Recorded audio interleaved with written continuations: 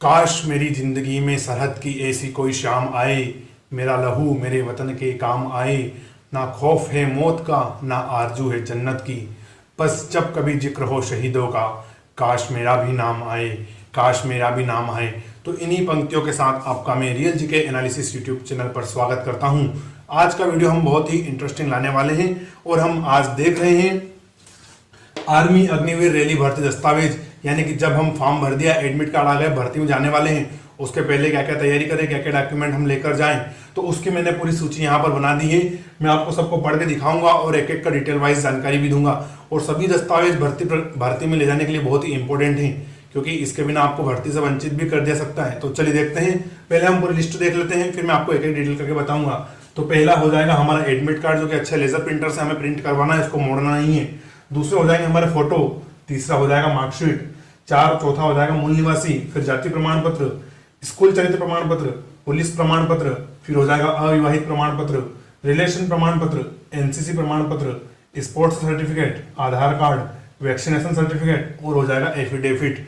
तो total 14 document हैं जो सभी अग्निवीर को भर्ती प्रक्रिया में लेकर जाना ही है, वरना आपको भर्ती से वंचित कर दिया जाता है। चलिए अब एक डिटेल वाइज देखते हैं हम। तो पहला हो जाएगा एडमिट कार्ड।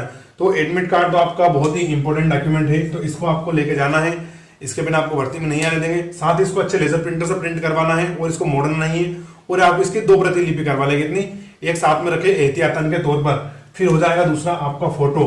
तो फोटो आपको कितने रखना है, 20।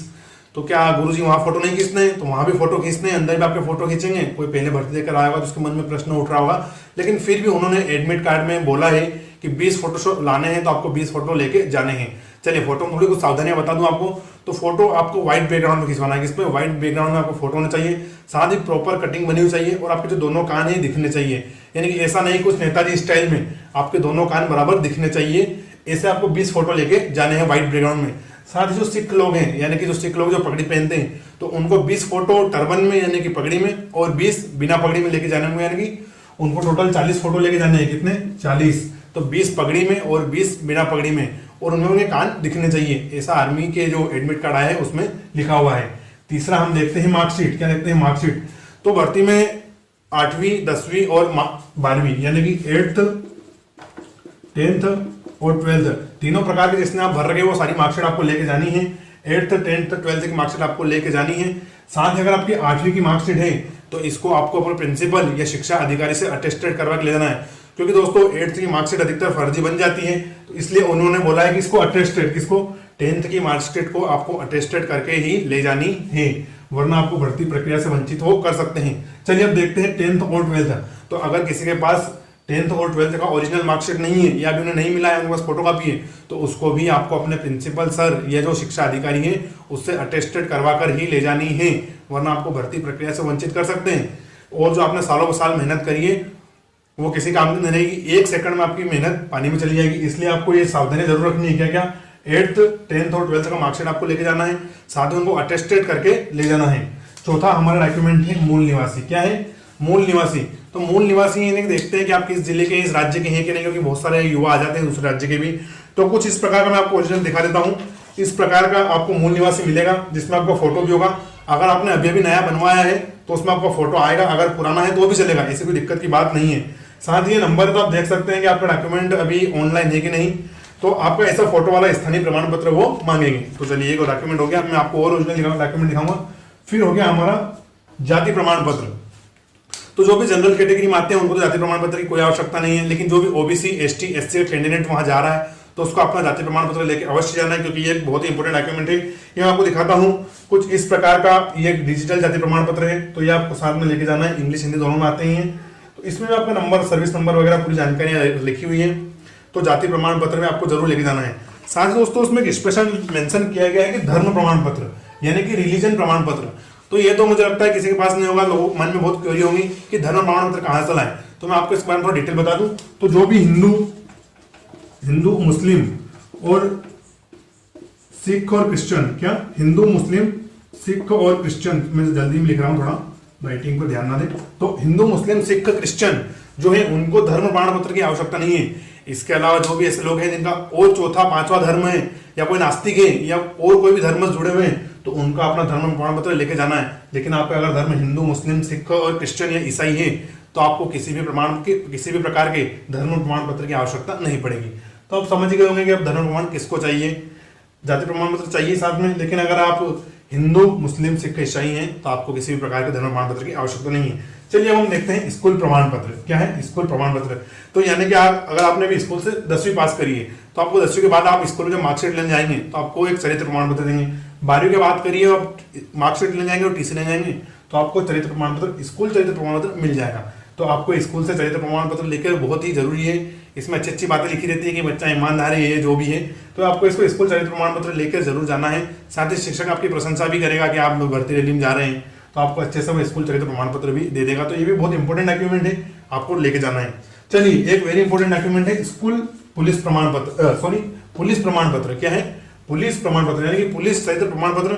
तो ये आपको लेकर जाना है क्योंकि ये बहुत ही इंपॉर्टेंट डॉक्यूमेंट है, इसके बिना आपको भर्ती में नहीं आने देंगे। जो कि आपके थाने से बनता है, जो भी आपका गांव शहर है, आपका जो भी थाना पड़ता है, तो वहां आपके लेके जाना। मैं फोटो में दिखा देता हूं। तो किस इस प्रकार का रहता है आपका, ये देखिए चरित्र प्रमाण पत्र प्रारूप स, यह मतलब मध्य प्रदेश पुलिस द्वारा जारी किया गया है। आपका यहाँ पर फोटो लग जाएगा, नाम पता, और यहाँ पे देखिए आप देख सकते हैं पुलिस थाना प्रभारी माकड़ोन की इसमें सील भी लगी हुई है। तो इस प्रकार का आपको पुलिस चरित्र प्रमाण पत्र अपने साथ लेकर जाना है और इसमें आपको फोटो हो और कम से कम 6 महीने पुराना हो। ऐसा नहीं हो कि पिछली भर्ती का पड़ा हो, 2018 या 17 की भर्ती का पड़ा हो और वो आप लेके चले जाए, वो मान्य नहीं होगा। क्योंकि इसमें यहाँ पर देख सकते हैं आप साफ डेट भी लिखी रहती है। तो नया बनवाना है ना, तो भर्ती में अगर जाने से पहले आप बनवा लेना जल्दी, ये बनवा के आपको जाना है। चलिए दोस्तों, ये 8th की मार्कशीट, तो कुछ 8वीं की मार्कशीट इसी इंटरफेस में होती है, तो ये कोई लोकल भी बन सकती है, इसलिए आपको 8वीं की मार्कशीट पे ऐसी सील लगवाकर जरूर जाना है, अटेस्टेड करवा के, वरना आपको भर्ती प्रक्रिया से वंचित कर देंगे। चलिए आप समझ गए। अगला डॉक्यूमेंट देखते हैं हम, अविवाहित प्रमाण पत्र। तो अविवाहित प्रमाण पत्र कौन बना के देगा, तो ये देगा आपका सरपंच। कौन देगा, अविवाहित प्रमाण पत्र देगा आपके गांव के सरपंच बनाकर देंगे। ये आपको भर्ती प्रक्रिया में लेके जाना है और ये भी बहुत ही इंपॉर्टेंट है। और वैसे भी जो बेरोजगार होते हैं उनकी शादी होती ही नहीं, क्योंकि नौकरी बिना नौकरी आजकल नहीं मिलती है। खैर मेरी हो गई, आपको अपनी चिंता करनी है। तो अविवाहित प्रमाण पत्र आपको साथ लेकर जरूर जाना है और ये कौन बना के देगा, सरपंच। और जिसकी भी एज 21 से कम हो इनके लिए तो मैंडेटरी है, यानी कि जो भी 21 वर्ष से कम वाला आर्मी भर्ती प्रक्रिया देखने जा रहा है, 17.5, 18.5, 19.5, तो इसके लिए तो अविवाहित प्रमाण पत्र मैंडेटरी है। तो उसके गांव के सरपंच महोदय से लिखवा कर जाना है। चलिए फिर देखते हैं आपका रिलेशन प्रमाण पत्र। तो ये बहुत ही इंपॉर्टेंट है, किसी का ब्रदर, फादर अगर आर्मी में है, भाई या पापा मिलिट्री में है, तो उनको अपना रिलेशन प्रमाण पत्र जाना है। कोई शहीद के बच्चे हैं तो उनको भी अपना रिलेशन प्रमाण पत्र हमारा लेकर जाना जरूरी है, क्योंकि ये बहुत ही एक इंपॉर्टेंट डॉक्यूमेंट है। इसका आपको बहुत सारी छूट इससे मिल सकती है, तो आपको अपना रिलेशन प्रमाण पत्र भी लेकर जाना है। चलिए अगला इंपॉर्टेंट डॉक्यूमेंट है एनसीसी प्रमाण पत्र। क्या है एनसीसी प्रमाण पत्र, चलिए मैं आपको दिखा देता हूँ एनसीसी प्रमाण पत्र। तो एनसीसी के तीन प्रमाण पत्र आते हैं, ये ए सर्टिफिकेट, फिर ये है बी सर्टिफिकेट और ये है सी सर्टिफिकेट। तो आपको इसमें से जो भी हो, ए हो, बी हो, सी हो, किसी भी प्रकार का डॉक्यूमेंट हो, तो किसी भी प्रकार का सर्टिफिकेट हो, तो आपको लेकर जरूर जाना है। और मेरी बात सुनिए दोस्तों, अगर आपके पास सी सर्टिफिकेट है तो ट्रेडमैन, किसमें, ट्रेडमैन और जीडी में तो आपको पूरा एग्जाम माफ हो जाएगा। तो एनसीसी का सर्टिफिकेट आपको लेके जाने हैं। और जो भी ए है, बी है, तो उसके भी आपको अलग अलग, जैसे ट्रेडमैन हो गया, जीडी हो गया, नर्सिंग हो गया, टेक्निकल हो गया, इसमें अलग अलग नंबर उन्होंने देखे हैं, आप वो विस्तृत देख सकते हैं नोटिफिकेशन में। तो आपके पास एनसीसी के प्रमाण पत्र हो तो आप इनको लेकर जाना है। चलिए अब आपको एक और सावधानियां रखनी है। मान लो आपकी भर्ती चल रही है 2 तारीख से लगाकर 2 से लगाकर 12 सितंबर महीना मान लेता हूं मैं, 2 से लगाकर 12 सितंबर तक, तो आपको इसी समय के दौरान आपके एनसीसी के सर्टिफिकेट वहां जमा करने, वरना फिर आप अपने एआरओ के चक्कर काटते रहना। आपको पता ही है कि वहां पे कितने लट पड़ते हैं, फौज में जाते हैं, तो इसलिए आपको 2 से 12 सितंबर तक ही जब आपकी भर्ती चल रही है, मान लो आपकी सिटी है भोपाल, तो जहाँ भोपाल में आपकी भर्ती चल रही है तो वहीं आपको 10 दिन के अंदर जमा करके आ जाने, वरना बाद में आपको एआरओ के चक्कर काटने पड़ेंगे। वो ना तो आपको आपकी सुनवाई करेंगे, आपको लगातार बेंड करवाएंगे, लट पड़ेंगे। तो इसलिए आप 10 दिन के अंदर अंदर ही अपना एआरओ में जमा करवा दें। चलिए आप एनसीसी प्रमाण समझ गए अच्छे से। फिर हम बात करेंगे 11वां इंपोर्टेंट सर्टिफिकेट, स्पोर्ट्स सर्टिफिकेट। आपके पास किसी भी स्तर का, यदि स्टेट हो गया, नेशनल हो गया, या स्कूल लेवल का भी हो, या यूनिवर्सिटी लेवल का भी हो, तो वो भी आपको जरूर जमा करना है, क्योंकि उसका अंदर आपको कहीं ना कहीं फायदा मिलता है। तो स्पोर्ट्स सर्टिफिकेट आपको साथ में लेके जाना है। अच्छा, ये कब जमा करना है, तो ये भी आपको इसी तारीख के दौरान, यानी कि जब भी आपकी रैली भर्ती देगी उसी समय आपको जमा कर देना है, उसके 10 दिन के अंदर, वरना फिर वही यार को चक्कर काटना है, फिर लट खाने, और अगर किसी को लट खाने का मन हो तो वो बाद में भी कर देना है। ठीक है, अगला हम देखते हैं आधार कार्ड। तो दोस्तों जैसा कि एक चौपाई है कि कलयुग केवल नाम आधारा, तो आधार के बिना तो आपका यहाँ पर कुछ काम होने ही नहीं वाला है। तो इसलिए आपको आधार कार्ड ओरिजिनल प्लस दो फोटोकॉपी, ओरिजिनल तो साथ लेके जाना ही है, उसकी 2 फोटोकॉपी भी आपको लेकर जानी है। अगेन मैं रिपीट कर दूं, कलयुग केवल नाम आधारा, यानी कि आधार कार्ड बिना आपका कुछ भी काम नहीं चलने वाला। तो आधार कार्ड आपको बहुत ही मैंडेटरी डॉक्यूमेंट इसको लेके जाना है। इसके साथ अगर आपके पास ड्राइविंग लाइसेंस है DL, तो वो भी आप ले जा सकते हैं। क्या है, अगर आपके पास ड्राइविंग लाइसेंस है तो वो भी ले जा सकते हैं। किसी के पास नहीं, चिंता करने की कोई जरूरत नहीं है, बिना ड्राइविंग लाइसेंस के काम हो जाएगा। लेकिन अगर आपके पास है तो आपको ड्राइविंग लाइसेंस लेकर जरूर जाना है। चलिए एक और इंपॉर्टेंट डॉक्यूमेंट हम देखते हैं, वैक्सीनेशन सर्टिफिकेट, यानी कि जिसके 2 डोज लगे हुए, ऐसा नहीं हो कि बस 1 डोज लगा लिया, कोरोना खत्म और हवाबाजी करने रैली में चले गए, बेटा बहुत लग पड़ने वाले हैं ना। तो दोनों सर्टिफिकेट होने चाहिए, दोनों वैक्सीन के साथ आपको सर्टिफिकेट होना चाहिए, यानी कि आपको दोनों डोज लग चुके हैं। और अगर बूस्टर डोज लगवा लिया है तो सोने पर सुहागा। तो वैक्सीनेशन सर्टिफिकेट आपको बहुत ही इंपॉर्टेंट है, ये आपको लेकर जरूर जाना है। दोनों डोज कंप्लीट हो तो आपका वैक्सीनेशन सर्टिफिकेट आ जाता है, उसको लेकर जाना है। और बूस्टर डोज लग गया तो क्या बात। और अंतिम डॉक्यूमेंट है आपका एफिडेविट। क्या है एफिडेविट, तो आपके एडमिट कार्ड के साथ एक निकलता है पीछे एडमिट कार्ड, उसको आप किसी भी नोटरी वाले के पास ले जा सकते हैं और फिर उस पर नोटरी करवाना है आपको, और उस पर आपको जो भी नोटरी करके देगा तो इसके आपको मिनिमम 200 रुपये लगेंगे। इतने 200 रुपये लगते हैं, 200 से 300 रुपये लगेंगे। तो इसको आपको लेकर जाना है और एफिडेविट बनवा के आना है। ये भी ऐसा नहीं हो कि किसी का 2019-20 की भर्ती का पड़ा हो वो लेकर चला गया हो, एफिडेविट भी नवीनतम ही पेश करना है, क्योंकि हमें सिलेक्शन लेना है। तो आपको एफिडेविट भी नवीनतम बनवा कर ही जाना है। तो चलिए ये 14 डॉक्यूमेंट हो गए जो आपको लेकर जाना ही जाना है। चलिए इसके अलावा मैं एक और बात बताऊं कि जो ओपन वाले हैं, जिनने 10वीं या 12वीं ओपन से किया है, 8वीं 12वीं ओपन से किया है, तो भाई उनका तो कोई स्कूल या कुछ होता नहीं है, तो फिर वो अपना स्कूल चरित्र प्रमाण पत्र या इस पर सील लगवाने का जाएंगे।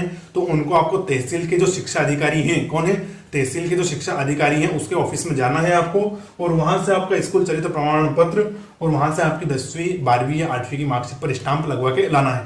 तो ये जो ओपन वाले हैं उनको ये विशेष बात का ध्यान रखना है कि उनका स्टाम्प वगैरह कहां पर लगेंगे। तो ये सभी डॉक्यूमेंट थे दोस्तों, आप अच्छी तरह से समझ गए होंगे। यही सब आपको डॉक्यूमेंट भर्ती प्रक्रिया में लेके जाने हैं। अच्छे से साफ स्वच्छ फोटोकॉपी में इनके सेट बना लें, अच्छे से फोल्डर खरीद लें 5-10 रुपए का, उसमें पूरे डॉक्यूमेंट व्यवस्थित रख लें, साथ ही पूरे डिसिप्लिन के साथ जाएं। और आपको आने वाली भर्तियों के लिए मैं शुभकामनाएं देता हूं। वीडियो यहीं तक था। जय हिंद, थैंक यू।